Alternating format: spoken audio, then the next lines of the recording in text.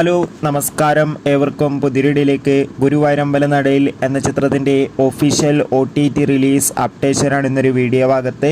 വീഡിയോയിൽ വരുമ്പോൾ video like ചെയ്യുക, ചാനൽ സബ്സ്ക്രൈബ് ചെയ്യുക. ഈ വരുന്ന ജൂൺ ജൂലൈ മാസം ധാരാളം ചിത്രങ്ങൾ OTT റിലീസ് ചെയ്യാൻ പോവുകയാണ്. നമ്മുടെ ചാനൽ ഭാഗം പരിശോധിച്ചാൽ നിങ്ങൾക്ക് കാണാൻ വേണ്ടി സാധിക്കുന്നതായിരിക്കും.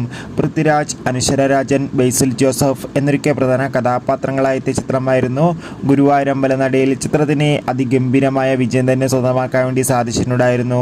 അതുകൊണ്ട് തന്നെ എല്ലാ സിനിമാ പ്രേമികളും ഒരേപോലെയായിരുന്നു ചിത്രത്തിൻ്റെ OTT റിലീസിനായി കാത്തിരുന്നത്.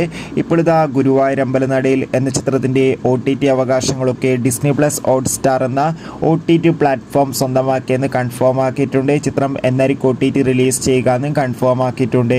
ചിത്രം ഇരുന്ന ജൂൺ 27 ഡിസ്നി പ്ലസ് ഹോട്ട്സ്റ്റാറിലൂടെ OTT റിലീസ് ചെയ്യുക.